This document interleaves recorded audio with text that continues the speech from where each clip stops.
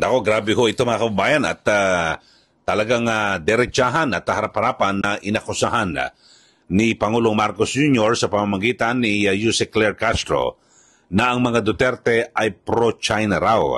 Kasi ay ito hong si VP Sara ay kanyang kine-question yung foreign policy ni Pangulong Marcos Jr. na kung saan ay bakit daw po pinayagan yung mga Amerikano, 'di ba? Kasi 'di ba marami ho pinasok nito mga missile At diyan po bandang Cagayan at sinasabi yan po yung bilang proteksyon kung sakasakaling may lulusob dito po sa Pilipinas at yung usap-usapan nga rin ho dyan parang pang-depensa rin dahil sa umiinit po yung tensyon sa West Philippine Sea. Pero sa aking pananaw ho mga kababayan, kasi ang hirap po ngayon, ang naratibo ngayon ng Malacanang na kapag ikaw ay tumututol, tulad do yung pagpasok ko ng US, sasabihin pro-China ka na. Hindi pa pwedeng pro-Philippines, pro-Pilipino tayo. Kasi lahat naman tayo. Kasi ang kinakatakot natin ay baka masangkot ho ang Pilipinas sa gulo. Kapag narito po ang mga Amerikano, di po ba? Kasi ang sabi nga ho ni BP Sara, baka yung away ng Amerika, madamay ho tayo, di ba? Katulad na nangyari dyan po sa away ng Iran at ng Israel. So mamaya ikikwento ko sa inyo yan, mga kababayan. Pero dito muna tayo sa naging diretsahang pahayag ni PCO, Undersecretary Claire Castro, na kung saan ay pro-China raw ang mga Duterte. Ito, pakinggan natin Magandang tanghali po, Yusek. Yusek, VP criticized the country's foreign policy and the administration's decision to allow foreign missiles in the Philippines. Ang sabi niya po, papapasukin mo ang missile ng foreign power sa bansa mo na alam mong kinaiinisan ng kalaban niya. Any comment po, Yusek? Salamat. Yes, the President said, we expect that from the Dutertes because they are pro-China. At ang Pangulo po ay pro-Philippines. Okay, so yun ang yabang ng mga sagot ni Jose Claire Castro, mga kababayan, at talagang taas noo ang at talagang matayog ang tingin ho ni Jose Castro sa kanyang sarili. Pero dito ho mga kababayan ay alam nyo ho, meron hong sabihin natin na katwiran o basihan ito pong si VP Sara Duterte para questionin o kanyang batikusin ito hong sinasabing foreign missile na pumasok ho dito po sa Pilipinas. At yan po alam nyo naman di ba? Yung sa Cagayan at iba pang mga lugar dito po sa ating bansa. Kasi alam nyo, katulad, ito ikukwento ko lang ho halimbawa, yung nangyari sa giyera po ng Iran at ng Israel. Di ba? Nagbobombahan yung dalawa tapos yung Estados Unidos ay nakialam. So binomba po yung lugar po na may nuclear na planta, yung yung Iran. So bilang pagganti dahil sa hindi naman naabutin ng Iran yung pambobomba diyan po sa Estados Unidos, ano ho ang ginawa? So ang ginawa po ng Iran ay pumunta ho at nagbomba diyan po sa Qatar. Mga kababayan. So alam niyo naman ho, yung Qatar ay meron po diyang base militar ang Estados Unidos sa Qatar at yan po ay tinarget ho ng Iran, mga kababayan. So ang binabanggit ho ni BP Sara na baka halimbawa kung may foreign missile dito po sa ating bansa, baka may target halimbawa kung mag-aaway po, di ba? Yung Estados Unidos at yung China.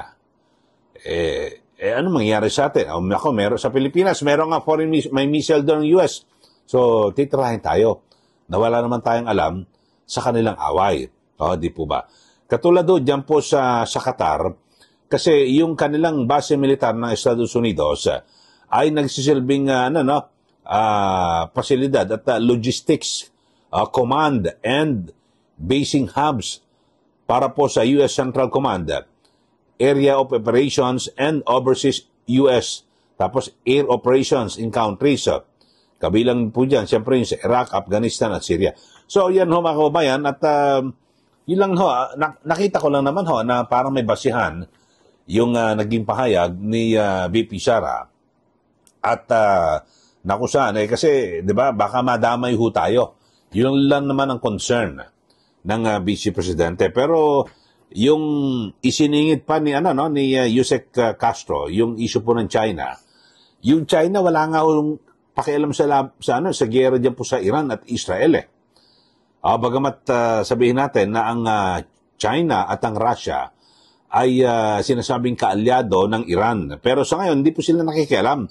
At ang Estados Unidos lamang po ang umiksena para po dahil sa kanilang kaalyado ito pong Israel. Mga kababayan. So yun lang ho. At ang binabang ito, siyempre, kapag sinabi mo ba na kini-question mo yung mga foreign missile na pumapasok dito, pro-China ka na agad. Mukhang hindi naman siguro. At abangan ho natin kung totoo ba talaga na yung binabanggit po ni Yusek Claire Castro, talagang yan po ang pananaw o posisyon ni Pangulong Marcos Jr. Kasi sa dami ho ng mga press briefing diyan po sa Malacanang, kuminsan hindi naman pala sinabi talaga ng Pangulo o personal lang na pahayag ni Yusek Claire Castro, pero pag sa umpisa ay, di ba, yun pala hindi pala sa Pangulo. Yun lang ho mga kababayan, at katulad na lang ho ng binabanggit ito nung una, di ba, na yung sinasabi ho ni Yusek Claire Castro na kung saan ay handa raw na mamagitan si Pangulong Marcos Jr. sa Senado at mababang kapulungan ng Kongreso na may kinalaman sa impeachment. So, yun po ang binanggit ni Yusek Claire Castro sa isang press briefing. Tapos, makalipas ang ilang araw, sinabi ng Pangulo, hindi ako makikialam dyan. At wala akong plano makialam ang himasok dyan sa impeachment na yan. So, mali pala ang binanggit ni Yusek Claire Castro na walang sinasabi si Pangulong Marcos na siya po'y handang mamagitan. Yung tungkol po sa impeachment. So, nagkandara pa po siya na baguhin.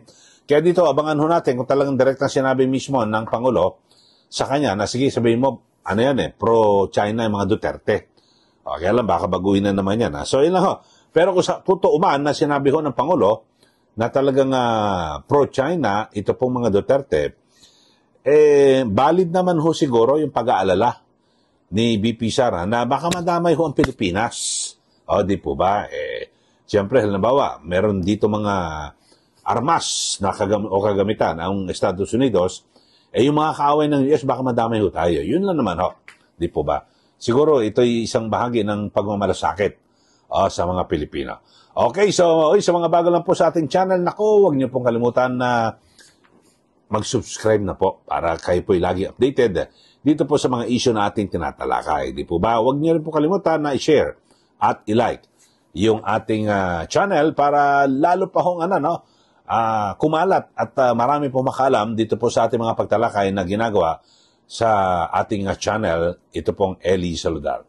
Okay, so ulitin ko lang ho. Nag-usapan pro-China raw ang mga Duterte, pero ang sabi lang naman ho ng Vice Presidente ay wag na ho tayo magpapasok dito ng mga foreign missile. Katulad doon sa Estados Unidos, baka madamay tayo. Yung kaaway nila, awayin din ho tayo na wala naman ho tayong kinalaman. Di po ba? Okay, maraming salamat. Muli, ito po si Ka Eli. Magandang araw po sa ating lahat.